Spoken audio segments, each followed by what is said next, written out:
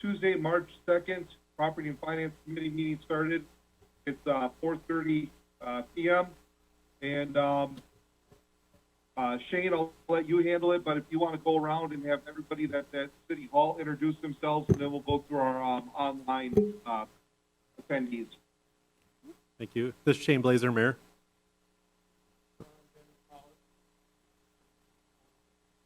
Thad Kubishak, committee member. Scott Kellogg, committee member. Is that everyone at City Hall, Shane?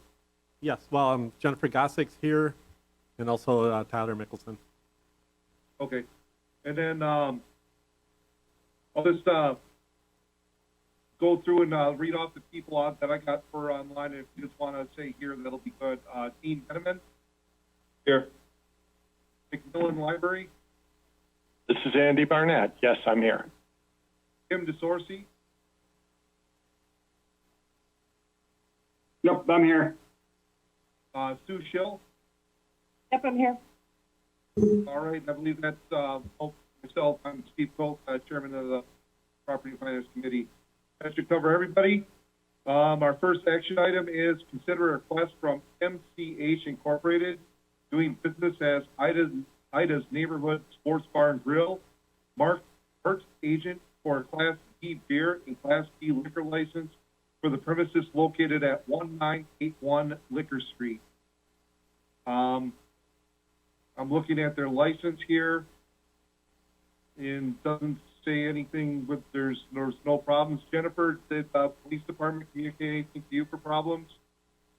Police department reviewed it and found no problems. This is a purchase of the existing restaurant, so it's the previous owners are surrendering their license and the new owners are applying for a license.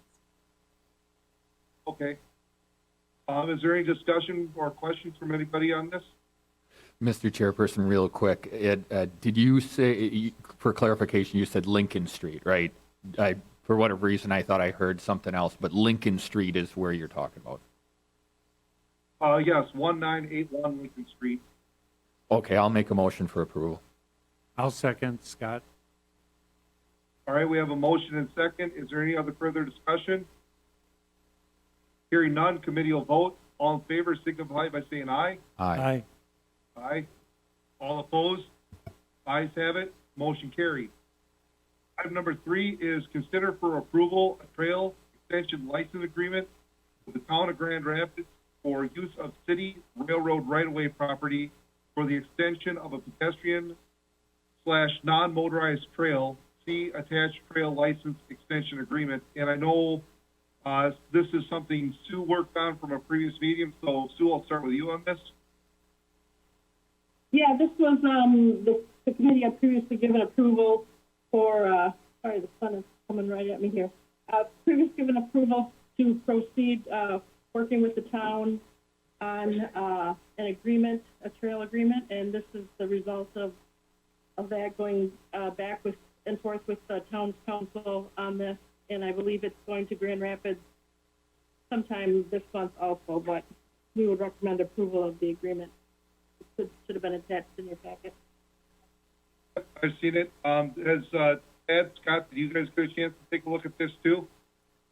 I've seen it. I have no question. I don't have any questions either, so with that, I'll make a motion as with the recommendation to the city attorney. I'll second Kellogg. Okay, we have a motion and second. Is there any other further discussion on this item? Hearing none, committee will vote. All in favor signify by saying aye. Aye. Aye. Aye. All opposed? Ayes have it. Item number 4 is update from McMillan Memorial Library Director Andy Barnett on the Learning Futures Project. This $2 million redesign of a city-owned building is going out to bid on March 3rd. Andy?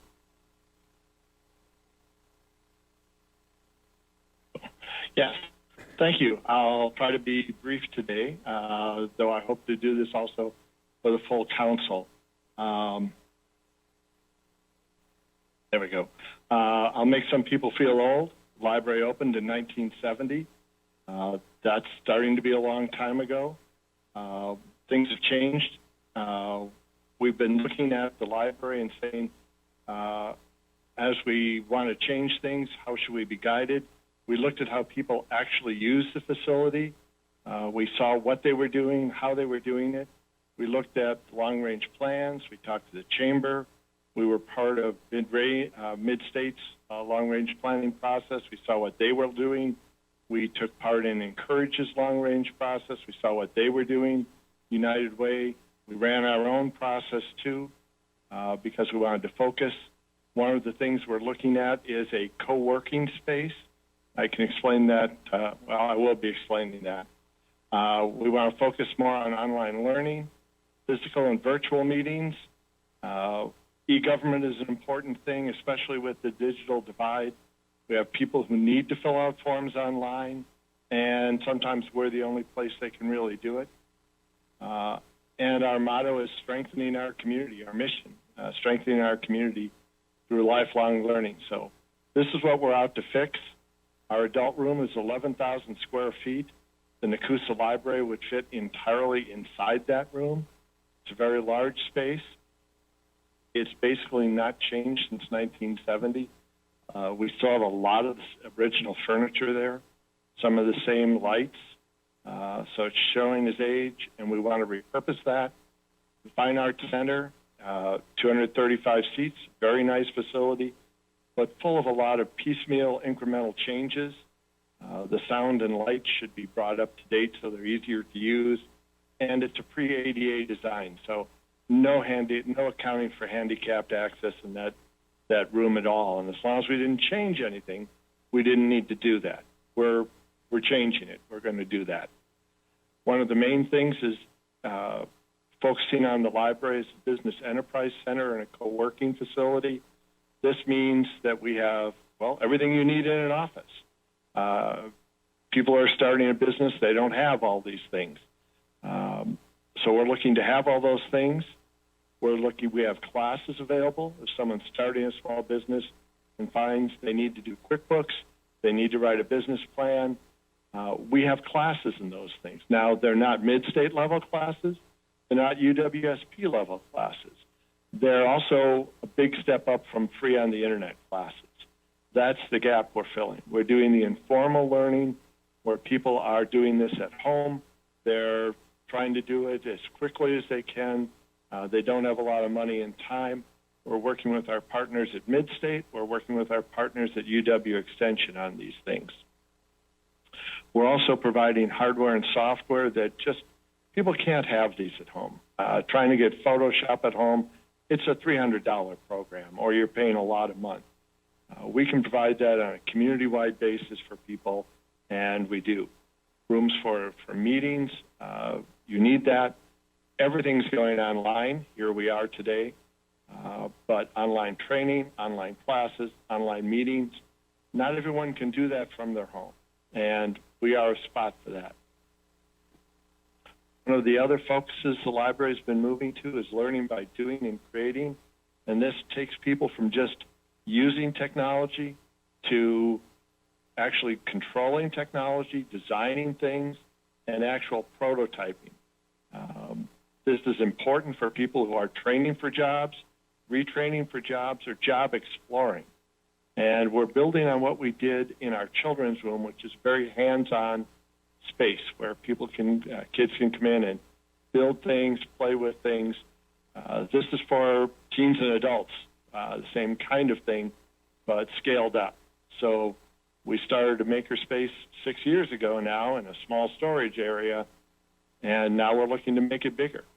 3D printing, virtual reality, laser cutters. We may get the water cutter at some point. These are all technologies that people can't just start in on their own, but that are really job and career related. Things like the Adobe Creative Cloud, computer-assisted design, computer-assisted manufacturing. We're doing that right now. We just don't have a facility that's designed to really support that. And we're very concerned about the arts in STEAM. So the plans call for a recording studio. We've got drawing tablets, stencil cutters, sewing, fashion design, all kinds of things that are artistic and fall out of STEM sometimes. Our theater is a unique asset, and the seats in it are 50 years old. They aren't very comfortable. They're starting to fall apart in some places. There are no plans. There's no handicap accessibility right now. There's no way to get onto the stage except to leave the theater and come in a back door. There's no real design space for wheelchairs. We're going to fix all that. Modern lights and sound. We're looking for production facilities. Like I say, it's a hands-on place to build and do things. Recording studio, video recording area, and the software you need to edit it up. Things that are involved here. Complete to the brick and tip to the ceiling redesign of the adult room and the Fine Arts Center, 15,000 square feet. That is a lot of space. 600 of that is a new meeting room. That's going to be another training room. We're building some small and group study rooms for people. Libraries have been doing that for the last 25 years. Unfortunately, it's a 50-year-old building, so we don't have that. We're moving the makerspace upstairs where it's easier to supervise, making it 1,200 square feet. That's about the size of the all-purpose room that's on the lower level. Our skylights flaking away and being damaged by humidity. We're going to repair and improve that. Furniture, HVAC, flooring, all kinds of stuff in both those, both the adult room and the Fine Arts Center. This is the Finance Committee. How are we paying for this? $2 million project. Legacy gave us $1 million matching grant. The city committed $109. That was originally requested to replace the flooring. The carpeting in the area is not quite 30 years old, and the skylight's damaged and in need of repair. That was an important piece for us for going elsewhere for fundraising because they knew that the city was committing money to the project. Bell Family has stepped in for $100,000. The Library Endowment has stepped in for $400,000, and we're fundraising the remaining $400,000. We're about halfway there on that. We're not done, but we're going to get there. That's not a real concern. Timeline slipped from March 3rd to March 5th. We'll be going out for bid on March 5th. We'll be getting them back on April's Fool's Day. Start some negotiations on that. And we hope to be constructing May through October. We don't know. That'll be part of the bid is finding out a construction schedule. I will skip that piece because I want to be timely. I have a 2-minute video there, but I'll show you some pictures instead.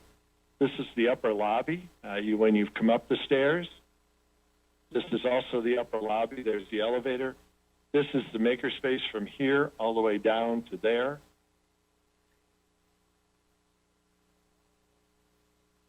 It's going to be a little larger than it shows in this picture, but you can see we've got training tables in here for the all the maker type stuff.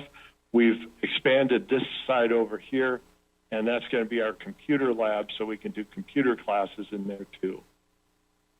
On the back wall, this is the recording studio. It's about 100 square feet, so it's large enough for people to do things in there. This is an area over here for people to plan and work and chat and hang out and watch things get done. The skylight's being totally revamped. All the wooden lights that are up there are coming out and are being replaced by LED. There'll be fans there to prevent the damage that we've had from condensation. It's so tall that between the outside air and the inside air, we were getting condensation up there, and we're getting that repaired and prevent that from ever happening again.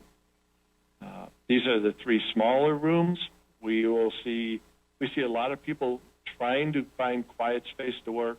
This will give them that quiet space, and 2 rooms where we can have small meetings. And we see people trying to have meetings, and that doesn't work so well in our current space. So we're happy to have this as part of the project. In between, a nice 600 square foot room. It'll have a big TV, whiteboards, everything you'll need. It'll be set up for both conference and classroom size. To give you the floor plan, you come up the stairs. Here's the makerspace with the recording studio. Over here where there's 2 large windows, that's the meeting room, the small meeting rooms, and the group meeting rooms. In short, we're renovating a 50-year-old city-owned building for a new future. 95% of the project is going to be privately funded. We're going to have some new resources, meeting rooms, the business center, co-working things, support, group and individual studies rooms, and a makerspace. More accessible theater, which matters considerably. And fundraising is finishing up, going out to bid March 5th. And more information on our website. I hope I didn't go too long, gentlemen. Oh, that's fine. That's a good presentation. Thank you very much, Sandy. And based on your presentation, you said you have no concerns about the $400,000 fundraising gap, so you're fine with the $109,000 that the city kicked in last fall? We'd certainly like more. What we will have, and what we have already sent over, our 5-year capital plan calls for the next thing on our capital plan is replacing the elevator, because the elevator is 51 years old, and it'll be 52 years old, and the controls are old and can't be repaired anymore. There's only one company that will even do maintenance on it for us. So the request we will have is for refurbishing the elevator next year, and that's about an $80,000 project. The last time we got an estimate on it. Okay, but at this time you're okay with funding, so the $80,000 will come later. That's a request for next year's capital project. Okay. But yeah, we're not requesting additional money from the city. Okay, and we may call you all up individually and ask for money. all right. And Tim, do we have to do anything to give the library permission to accept any of the grants from like Legacy Foundation, or is this just for information purposes only at this time? This would be for information purposes only. So it's just a presentation on the project. Obviously, they've already accepted the grant. The library board did that as an independent body for the library. Okay. All right. I don't have any more questions for Andy. Does anyone else have questions for Andy? No, I don't have any questions for Andy, but I'm on the library board, so part of the campaign, you can buy. Right. Well, thank you for your time, and good luck with the project, Andy. We look forward to seeing the finished product. Thank you very much. The city's support was a piece for us helping to fundraise elsewhere. We really appreciate that. Okay, right. this is Good Scott Steve, and I just have a comment. Part of the campaign, I'm on the library board, and part of the raising of some of the funds is people can have some naming rights, and for example, I purchased, or not purchased, but I donated money for some chairs in the theater, and you could put my grandkids' names on them and so forth. So if the people that are watching this, if they go to the website or call Andy, there may be things that they may want to purchase for naming rights and just donate. We're looking at, donating $5, $10, $15. It's not this people putting down a lot of money, but being part of the city. And I look at the library as kind of like the jewel of the city. It meets the needs from youth to seniors for educating and training, and leisure and communicating with one another and getting out of the house and meeting other people. So it's something I hope the public, when you look at this and maybe go to the website, you may be interested in donating $5, $10 to the library. Thank you. No, thank you for that information, Scott. And Andy, if anyone's interested in those naming rights, is that something they can find on that website that you directed people to? Yes, it's very much. It's on our website. If you're considering a sizable donation, give us a call because we'll want to work. We'll want to work with you on that. But we've got online donations, in-person donations.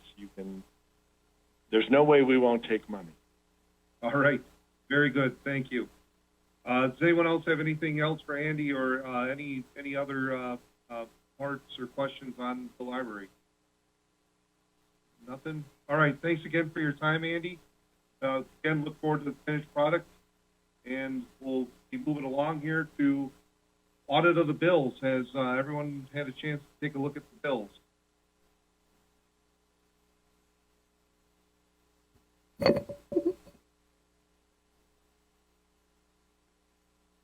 This is Scott. I have no question. You've seen them, Scott? Yes. I know Tim sent them out. I've taken a look at them. Looking for the check numbers here again.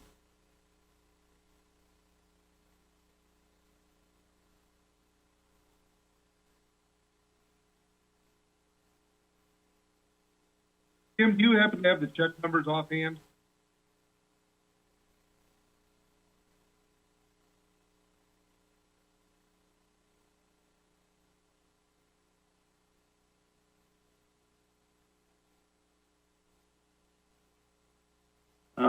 It would be check 7238 to 7576. All right, I'll make a motion to approve check number 7258 to 7356. Are those the correct numbers, Tim? It was 7238 to 7576. Okay. Using the numbers Tim said, I'll make a motion to approve the bills. And this is Kellogg, second. Great, we have a motion and second. Is there any discussion on this item? Hearing none, committee will vote. All in favor signify by saying aye. Aye. Aye. All opposed? Ayes have it. Motion carries. Item number 6 is to set the next meeting date. I know Shane is looking at possibly having a council meeting on the week of April 12th. As long as we can do that, I'm okay with setting another meeting, but I want to stay away from Tuesday, April 6th, because that's election day. If I can all help it, I would not want to have a meeting on that day. Just kind of kicking it out there to see how you guys would feel about Monday or Wednesday on the 5th or 7th.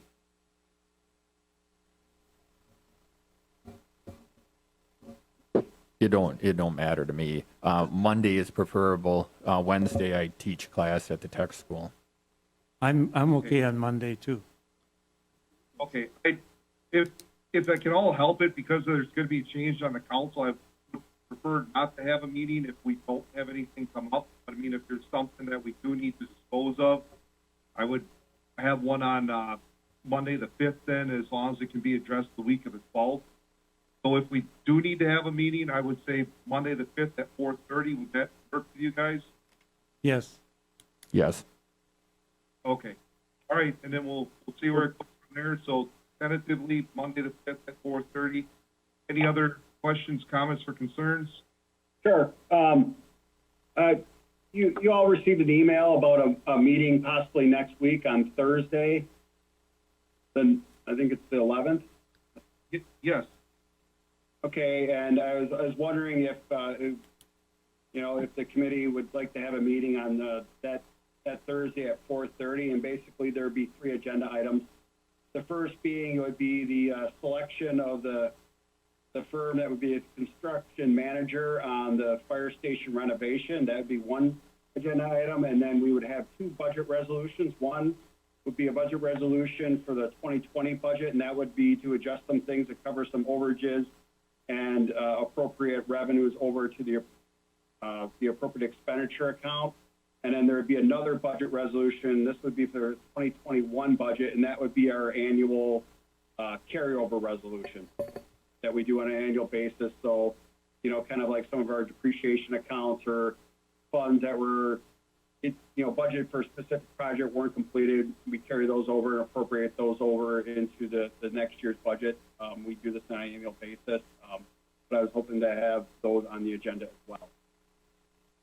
I would be, that's fine with me, Tim. I'm agreeable to that on the 11th. The only thing is I don't have my work schedule that far out, but I'm okay with having a meeting there. If I can't make it, I'll see if I can get someone to sit in. Okay.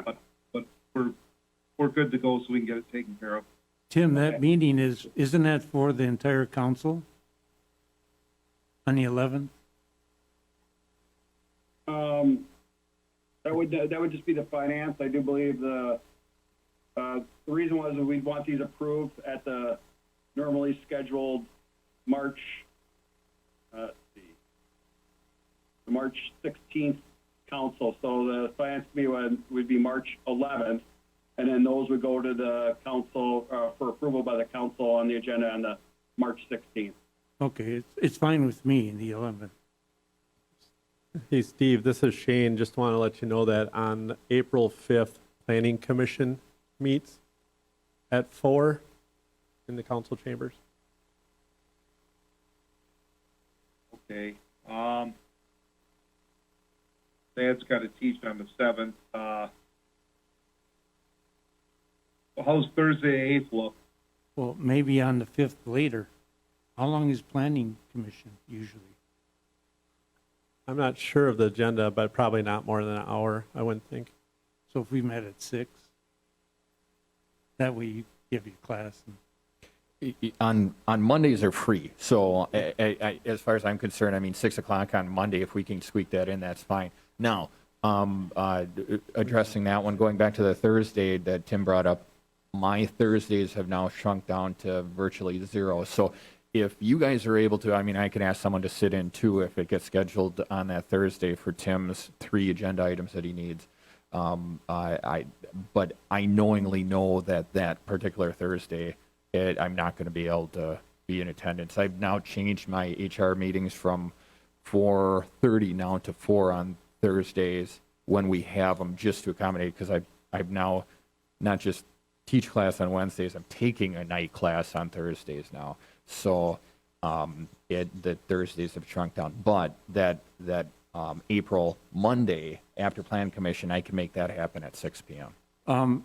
Shane mentioned to me that we could meet at 5, probably, right? Yeah, if planning starts at 4, I would think by 5. So 5 o'clock on the 5th. But anything works for me on the 5th. So Okay. And I would, like, if there's nothing that needs to come to property and finance, I just prefer, since, like I said, if we're going to have a new council and if council can't get on the 12th, I would prefer to avoid a committee meeting unless there's like something urgent that has to be dealt with. But I would be amicable to April 5th at 5 if we need to have one. And then, Thad, you're saying that Thursday the 11th is not going to work for you? it won't work for me, but I mean, it is what it is. I mean, I can ask. Dean usually comes to the meetings.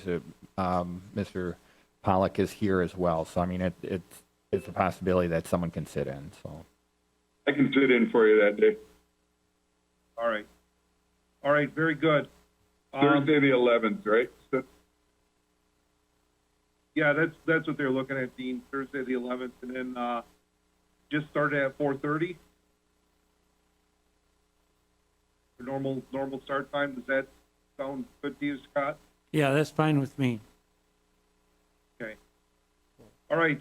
So we'll have another meeting on Thursday, March 11th, to cover the 3 agenda items that Tim brought up, and then tentatively we'll have one scheduled for Monday, April 5th at 4:30, if we need to have one. Anything else? All right. Hearing nothing No. else, make a motion to adjourn. I'll make a motion to adjourn. All right, I'll second. All in favor signify by saying aye. Aye. Aye. All opposed, ayes have it, and we stand adjourned at 5 p.m. Thank you all for being here.